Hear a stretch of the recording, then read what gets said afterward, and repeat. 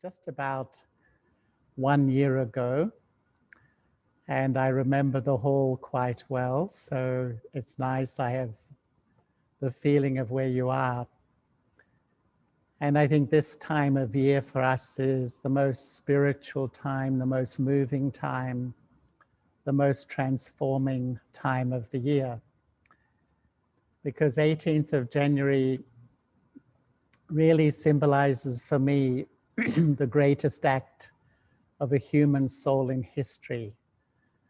That Brahma Baba, through wisdom, through love, through truth, became a complete angel. Really the most extraordinary feat of any human soul in the whole cycle.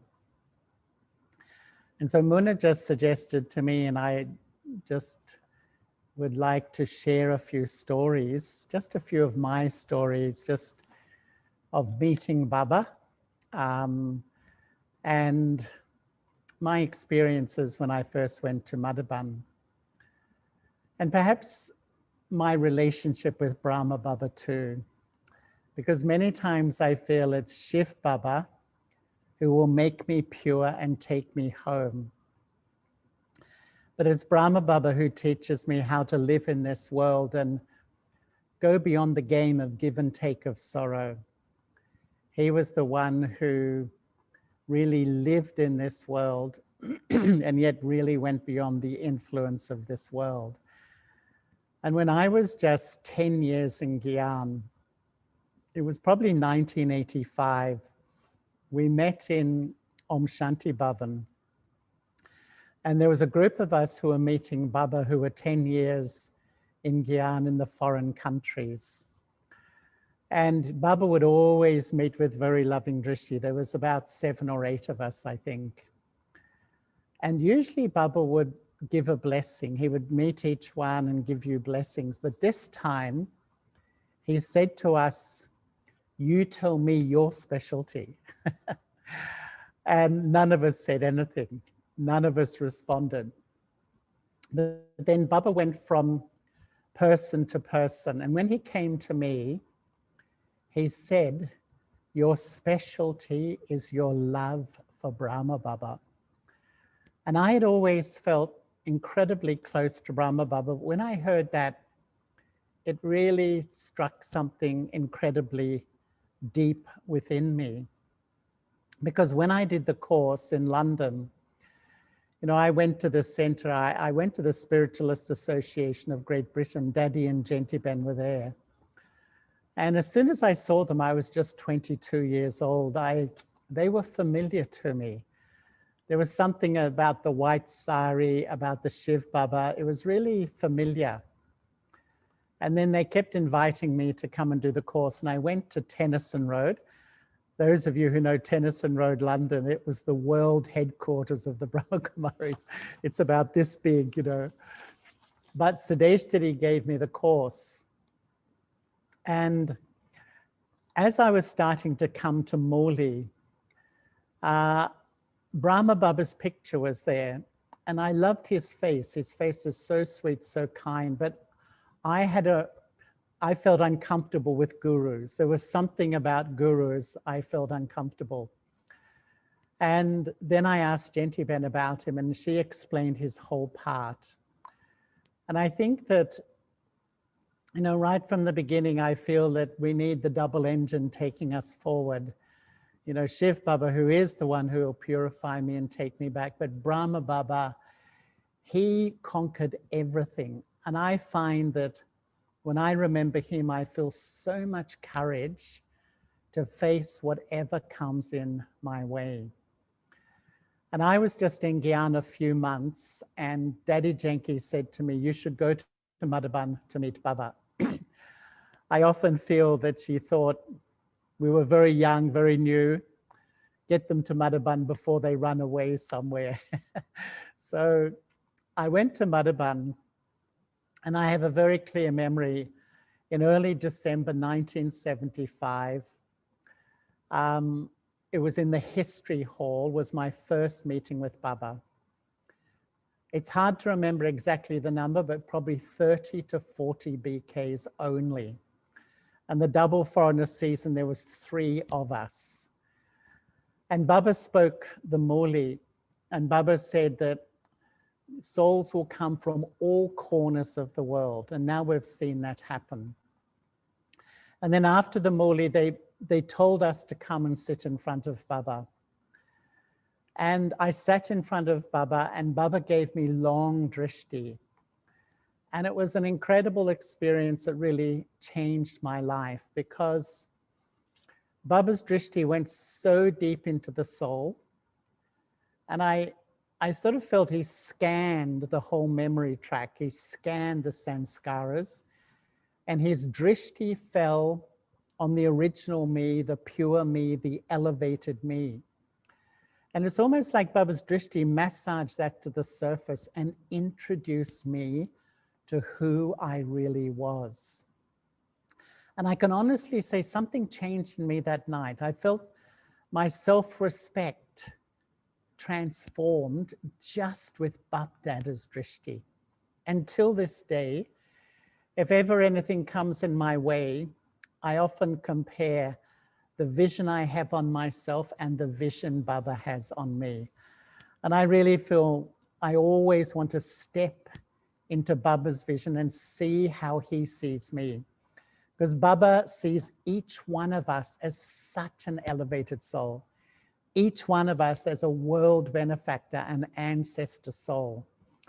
And I feel that that meeting really shifted something incredibly deep in me. And during that first time in Madhaban, you know, Madhaban was only Pandav Bhavan. There was no Om Shanti Bhavan. There was no Gyan Sarovar Shantivan, nothing.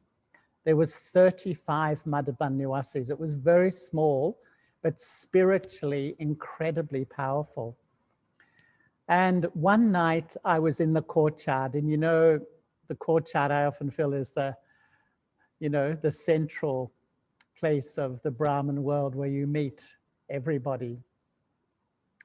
And I was in the courtyard probably after dinner at 8:30, 9 o'clock. And Shiluben came up to me and she said, "Come with me, someone wants to meet you." She didn't say who. So I went with her and she took me to Baba's room, and I went in Baba's room and Baba was there. Because in those days, sometimes Baba would come and have meetings with the daddies. So all the daddies were there, Daddy Ji, Didi Manmohini, Daddy Janki, Daddy Gulzar, obviously the medium. And they'd had their meeting, and then Baba had called us in.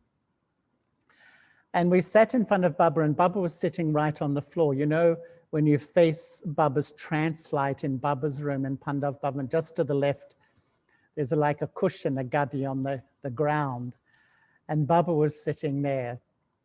And it was really just like a father meeting children. Baba gave blessings and was so, "How are you? Are you managing okay?" He was really incredibly loving and incredibly caring. And I really felt that sort of closeness with Baba. And I felt I got a feeling of Sakha Baba, how he would care for the children. He was incredibly caring. And I really loved the way the Brahmin family has the capacity, and the daddies, to be so deeply yogi and deeply spiritual, but sometimes so light and have so much fun. Because that time when I was there, one night, Baba had come. And during this first meeting, during this first visit, I think Baba came every second night. I met Baba maybe 15 times, so many times, because Baba was always coming. And one night we're in the history hall, Baba had come, he'd met everyone, and he'd been feeding everyone and they were feeding him. I think you know what I mean, the giving of the Borg at the end. And then Daddy Prakashmani said to me, she said, "Say something to Baba, Bap Dada." And I don't speak Hindi, so she began to speak a sentence in Hindi, and I just copied her like a parrot. I just copied whatever she said. So she said, "Baba, I love you," and I copied it in Hindi. "Baba, I've searched for you for so long," and I copied it in Hindi.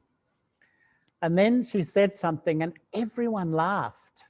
I repeated it, everyone laughed, including Baba. Even Baba was laughing. And she said in Hindi, "Baba, I'm a monkey."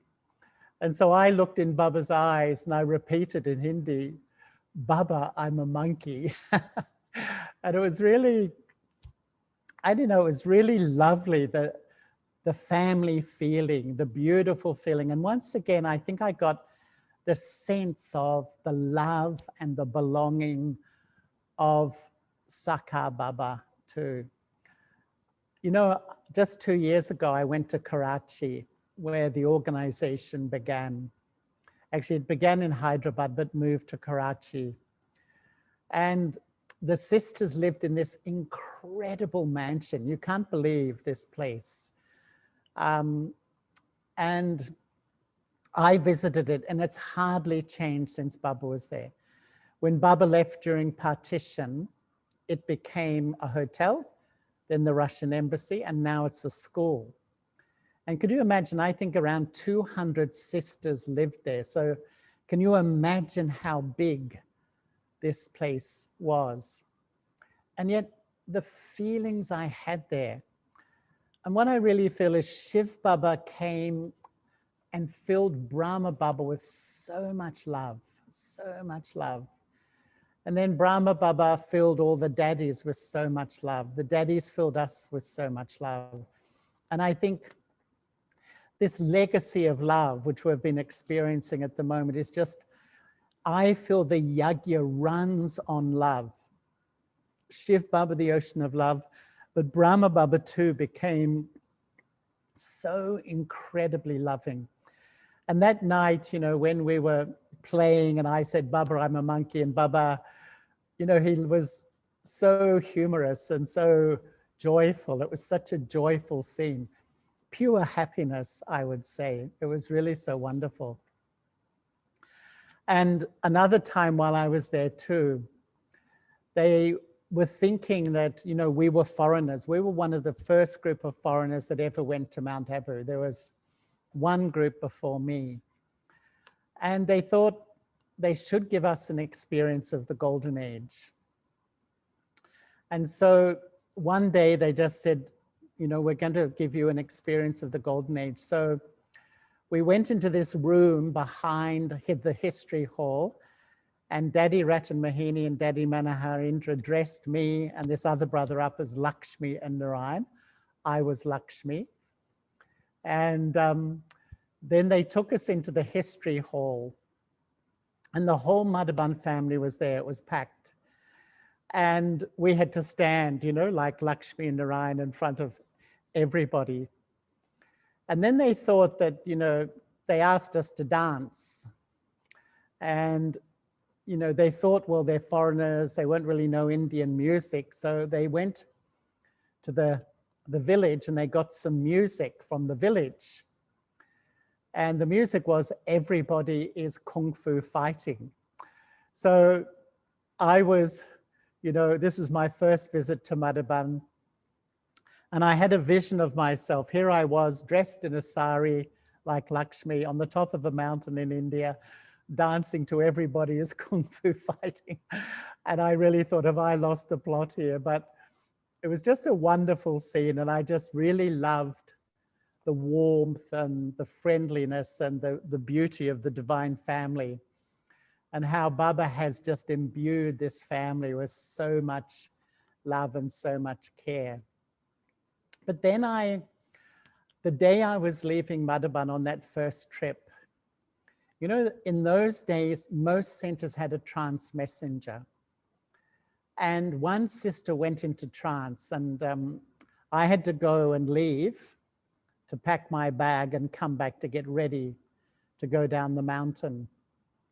And in those days, the road was dirt and it was only one car could fit. It's a completely different road we have now. And anyway, she said, "Baba gave a message for you."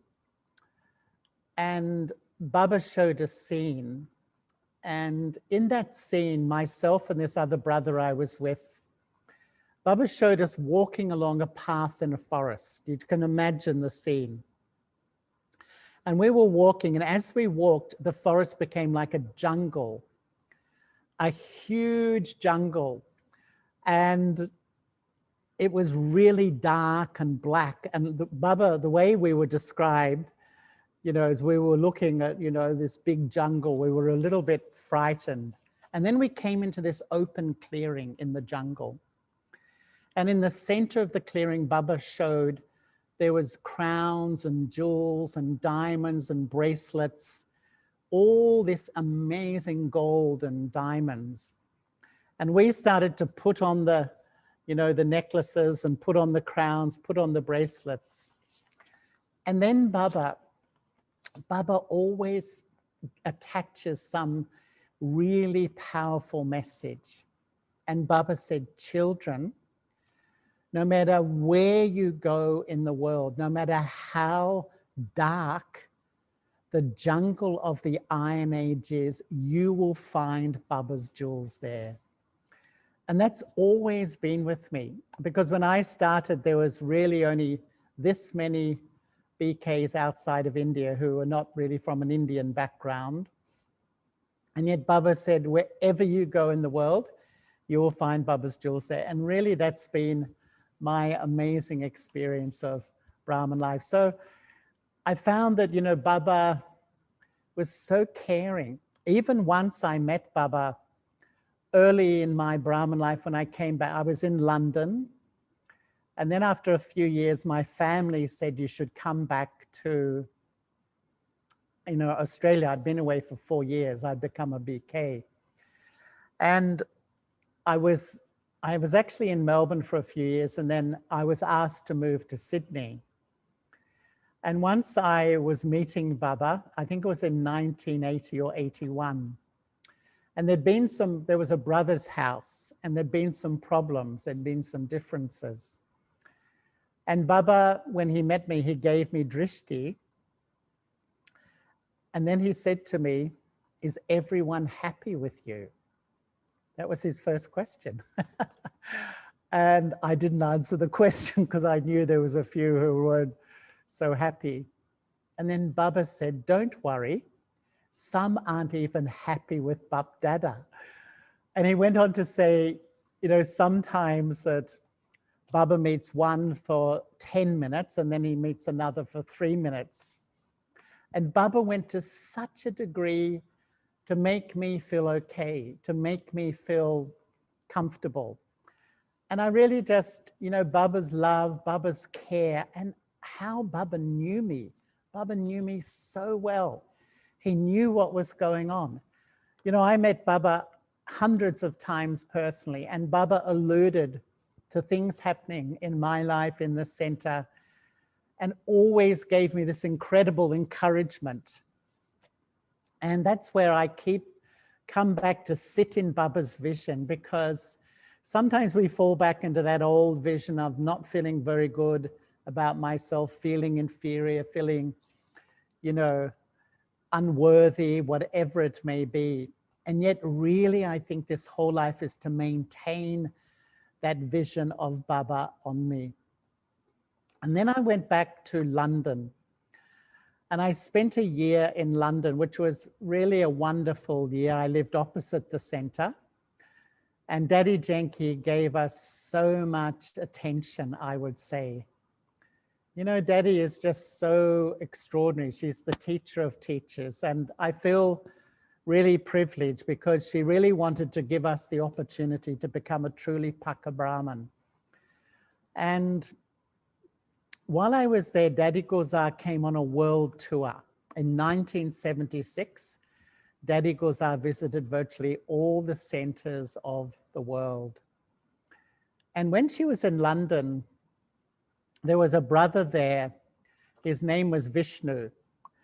And he was a very, very committed Brahmin, but he had a heart problem and he couldn't visit Madhaban. The doctors wouldn't let him fly. So what was he going to ask Daddy Gozar when she was there? She said to him, Daddy, can Baba come and meet me in London? And you know how Baba says Baba only comes in Bharat in India. But Daddy Gozar, in her incredible humility, didn't say no. She said, I'll ask Baba.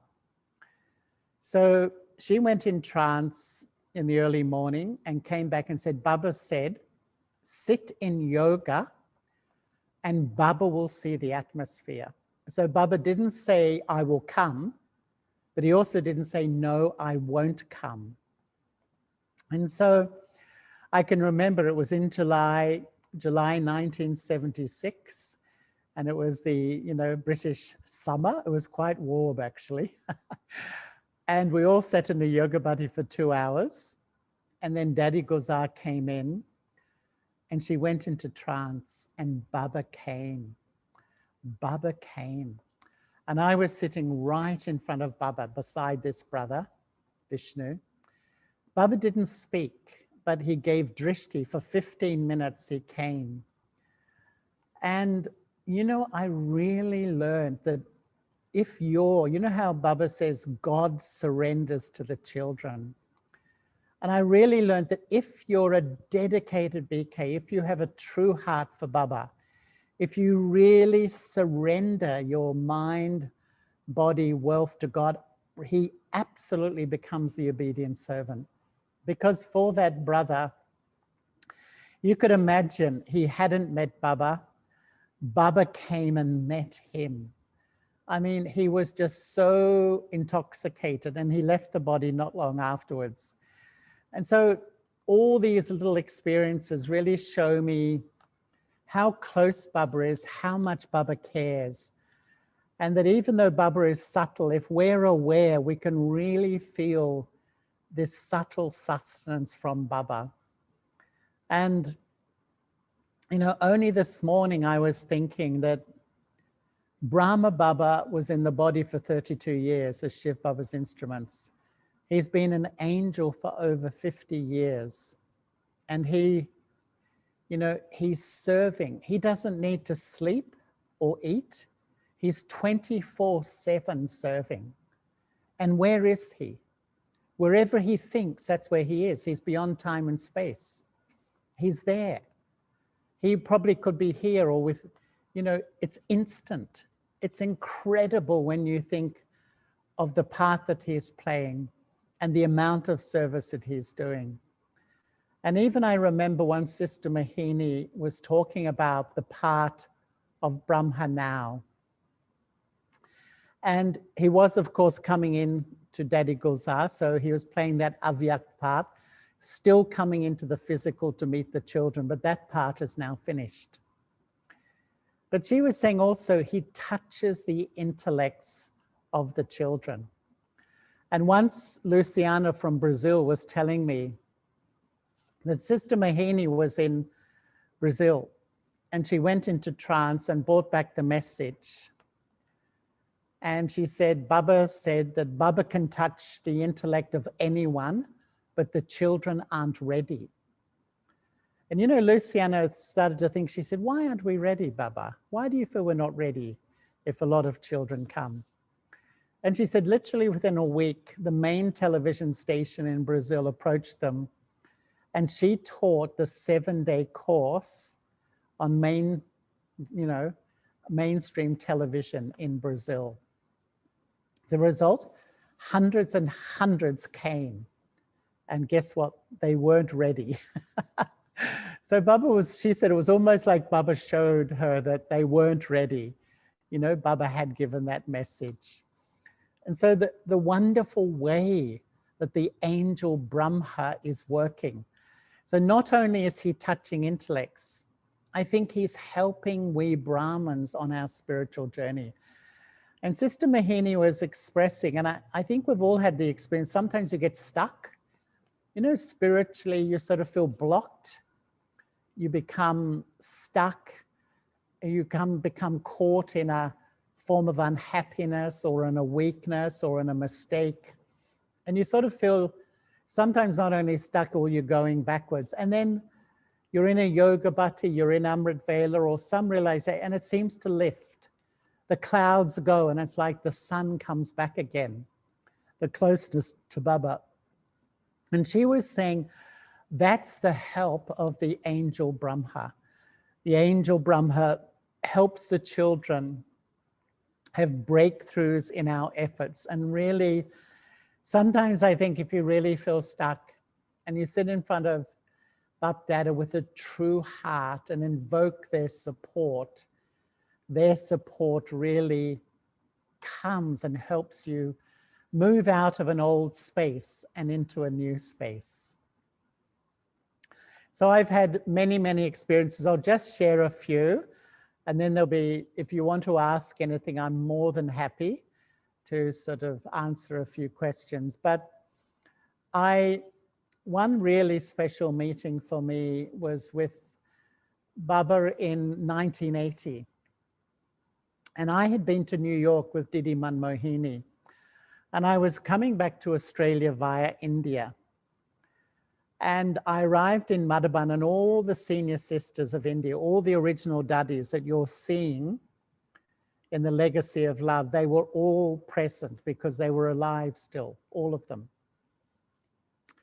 And they were all there, and there was no scheduled meeting with Baba.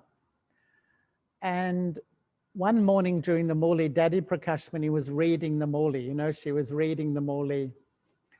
And she kept looking at all these daddies, these original jewels of the Yagya.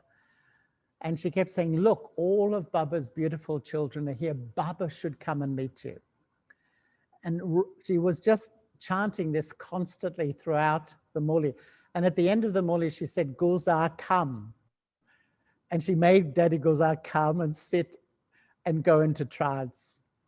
And as you know, Daddy Gulzar is so humble. She just came, sat up the front, and she went into trance, and Baba came at 8 o'clock in the morning spontaneously. In those days, sometimes Baba would just come in a spontaneous way. I was the only double foreigner there. And Baba said, I haven't come to speak the Murli. I've come to fulfill the love of the children. And it was the most incredible scene of divine love. That's all I can say, because each one of the daddies, they came up and they lay across Baba's lap. And Baba held them, he stroked them, he patted them. It was amazing. And Baba I could see Baba filling each one with this love and removing any doubts or worries or fears. And you know, it was then that I realized why the daddies became so powerful.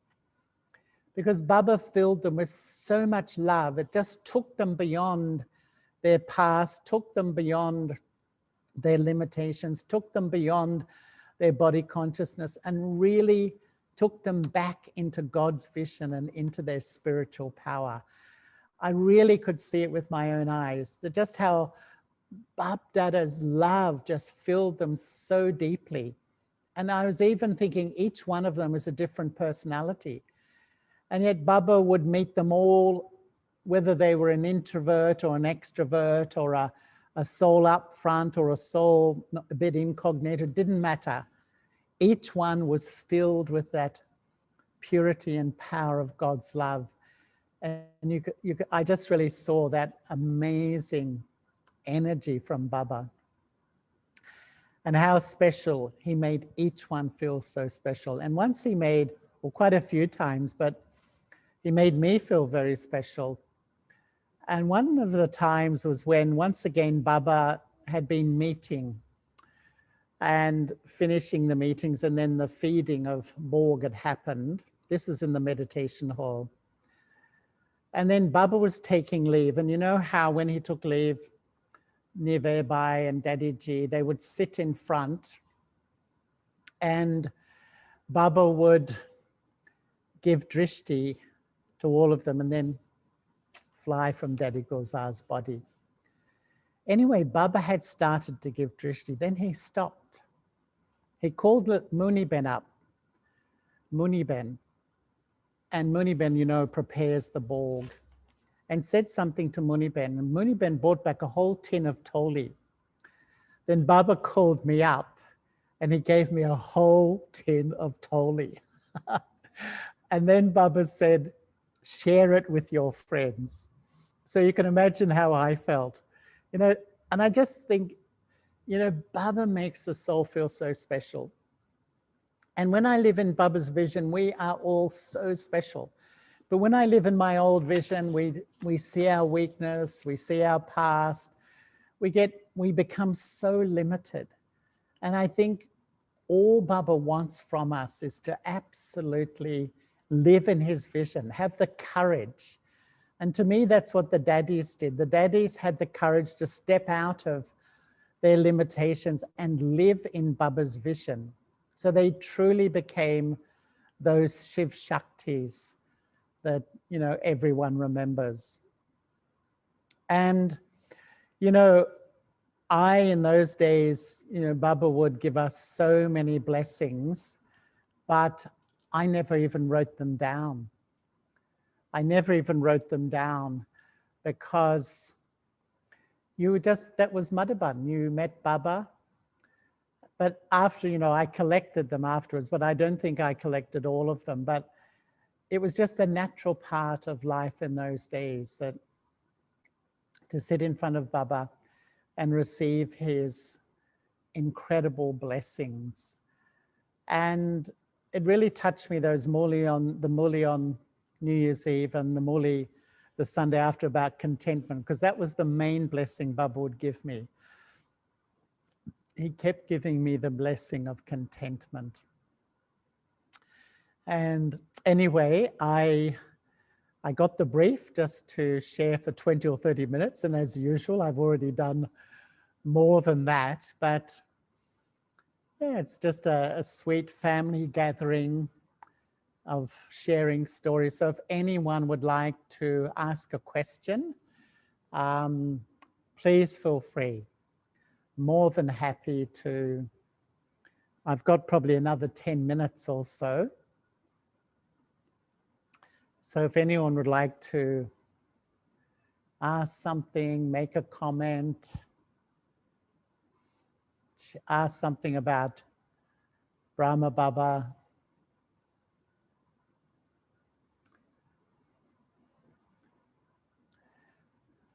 Maybe while you're thinking, I'll just share my experience, unless someone's coming on. I'll share my experience. Oh, Muna?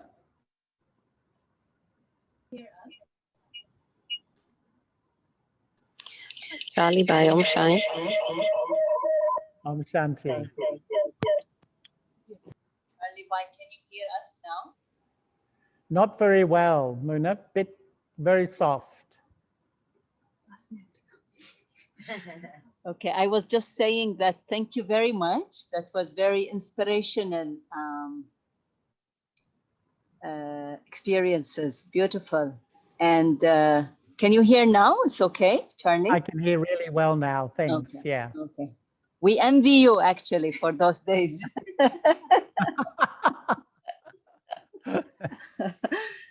So yeah, who has questions from the group? Anyone has questions? Otherwise, the group is saying that they miss you and they would like to see you here again. Hopefully, well, after I hope it's in my fortune to come back again. Yeah, it was really lovely. I really enjoyed it thoroughly, my last visit. Very special. Who knows this drama?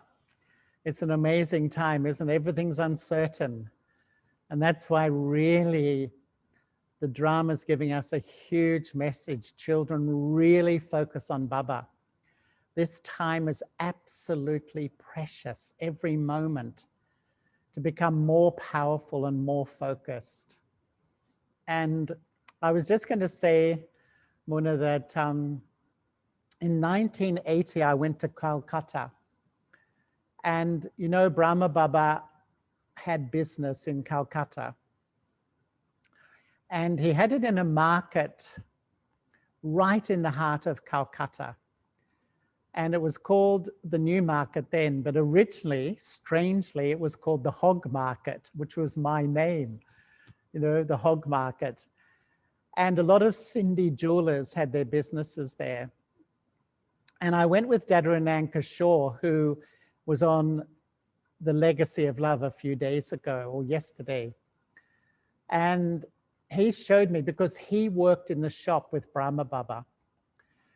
And then we went and we met the other jewelers, and they had photos of the 1930s. And I saw photos of Dadarananka Shaw.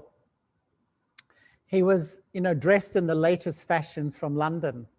He had a bowler hat, those bowler hats. And he was leaning on his Mercedes Benz. You could imagine how well-to-do they were. And I really realized that they were very sort of fashionable society people. And then Shiv Baba started to come in, Brahma Baba, and this massive transformation. I mean, Brahma Baba was always deeply religious, deeply, deeply religious, searching for God. But he almost instantly, he gave his business, most of it, to his partner. And just his amazing focus on God, no matter what came in front of him, his absolute love for Shiv Baba took him beyond every single obstacle, every single issue. And I feel it's a great message for us that when I invest that deep love for one, I really feel that is the power that takes the soul beyond body consciousness, beyond my past, beyond my weaknesses, beyond my fears, beyond my own ego. It's love that melts the ego, and really the soul is reborn like Brahma Baba, like an angel. And I do feel that, looking at the world at the moment, I feel the best time of the whole cycle is still to come. We're going to watch these most incredible scenes of drama you can't imagine. And the world, in their own way, will know God, the form of light. Virtually is stamped in the sanskaras of almost all human souls, whether they're Christians or Muslims or Buddhists or Hindus or Sikhs or whoever. That is really stamped. People will get the message of God. And we are Baba's messengers. And I really feel to have that incredible happiness, because there's so much stress and anxiety in our world. And there's many reasons for that. But the real reason is the whole part is in the memory track of the human soul, even the future. Our future is sitting. And that's where people are picking up that this world is descending into chaos. Psychically, people are reading and feeling. And that's why people can't sleep. There's so much anxiety and fear. But what's in the memory track of we Brahmins? To play our part of angels of last cycle. The drama's invoking it, time's invoking it, the souls of the world are invoking it, Baba is invoking it. Am I ready? Do I have the self-respect to step out of my limitations and step into Baba's vision and play my part of last cycle? And that's what I really feel I'm remembering at the 18th of January at the moment, to really step up into who I really am and play my part, rather than constantly sit in the limitation of my lack of self-respect, my sense of unworthiness, my limitations of fears, which is my bhakti sanskaras, my religious sanskaras that hold me in that limited place. So I'm rambling on, but I've only got a couple of minutes. If anyone wants to ask something, please feel free.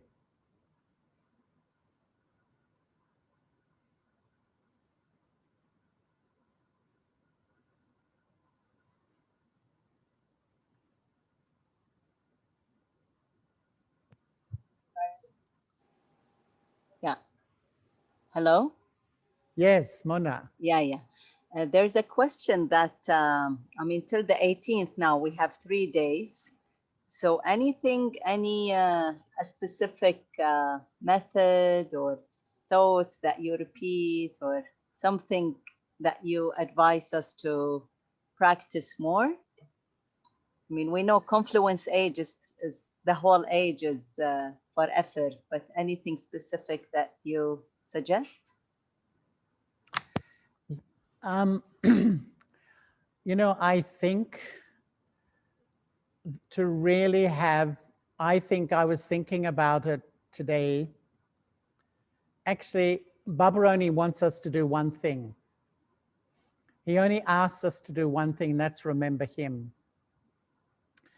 That is the sacred, magical thing that unlocks me. And I really feel that if I have as much silence, as much introversion, as much quiet as possible, and absolutely create a habit to keep the thread of my intellect with Baba. Really, because I've had the experience, I sit to meditate and before you know it, the mind wanders here and the mind wanders there. And this is the deep effort Brahma Baba made to absolutely keep the thread with one as I eat, as I move around, whatever I do. And I feel that if the more that becomes the habit, the soul will just only progress, will only go forward. Because the more the thread of my intellect remembers my family, remembers the past, remembers challenges, I come under the influence of that energy. And I don't really feel spiritually high. As soon as I remember, keep remembering, keep the thread of the intellect. And I just feel this is the one thing that God constantly tells us. And I sometimes think the one who's eternally pure, the one who always retains truth, the one who is never influenced, gives us one main advice constantly.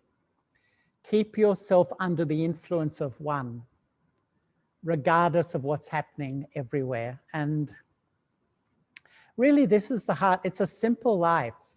It's not complicated. It's very straightforward, actually. We can often make it complicated, but ultimately, Brahma Baba reached his consciousness because he absolutely paid attention constantly to keeping the thread of love with Shiv Baba. There's Aruna. Hi, Aruna. How are you? Anyway.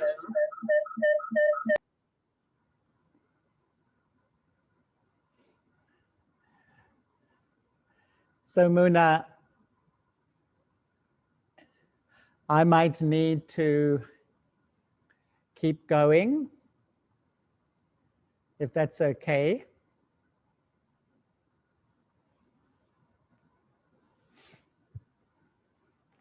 Oh, Aruna, you're there. Yeah. She's omnipresent. She's omnipresent. Here 1 minute and there 1 minute. Anyway, thank you so much. It was lovely. And thanks, Aruna. Lovely to be with you. You were like the cream on the cake, they say. Yeah, I love hearing stories about Baba, and when the daddy says, you would know more than me, Aruna. No. And Janky started to tell those stories. Was there a better time than listening to those amazing stories? Yeah. The early yagya. So thank you so much. And yeah, I will keep in touch. Thank you, Aruna. Thank you, Pavitra. Thank you, Mona. Thanks, everyone. Thanks, Mimi. Bye. Bye-bye.